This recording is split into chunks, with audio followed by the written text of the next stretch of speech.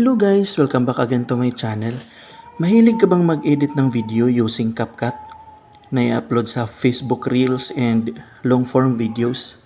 Madami akong nababasang article guys and napapanood na video na kaya hindi tayo namomonetize sa ating Facebook Reels and long form videos dahil mayroong mga watermarks ang mga video na ina-upload natin sa Facebook. At sa video na ito, ituturo ko sa inyo kung paano tanggalin ang mga watermark sa mga video natin. At kung gusto mong malaman, please watch this video. Simulan na natin. So first, i-open natin ang ating CapCut. Pagdating natin sa CapCut guys, pindutin natin ang new project. So kunwari, mag-edit tayo ng video kagaya nito. Kunwari ito. Add natin.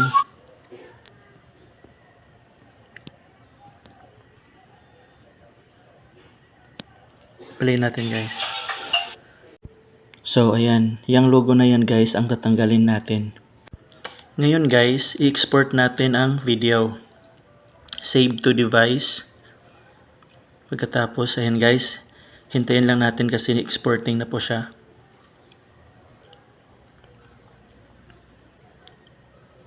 Ayan, tapos na.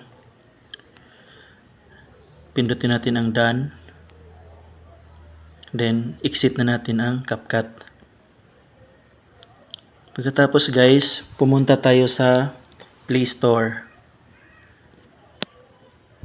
So, pagdating sa Play Store guys, i-search natin ang Video Watermark Remover.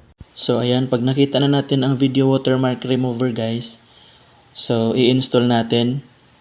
So sa akin guys, open ang nakalagay kasi tapos ko na po siyang i-install. Pagkatapos na natin siyang ma-install guys, open na natin. Pagkatapos, pindutin natin ang remove watermark. Pagkatapos, piliin natin yung inedit natin sa CapCut. Ayan guys. Pagkatapos, i-touch lang natin yung screen guys. Then, i-adjust natin yung size. Dapat nasa loob ang watermark ng CapCut guys upang matanggal ito. Pagkatapos, pag sa tingin mo okay na, pindutin natin yung export.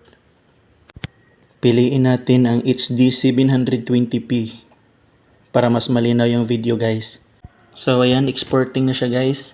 Antayin lang natin siya hanggang mag 100% then pwede na siyang i-back guys. At tingnan natin sa gallery. So ayan na guys. Tingnan natin sa gallery natin. At try nating i-play guys kung wala na ba talagang watermark. So ayan na guys, wala na siyang watermark guys. So success. Sana meron kayong natutunan sa video nito guys. So thank you for watching.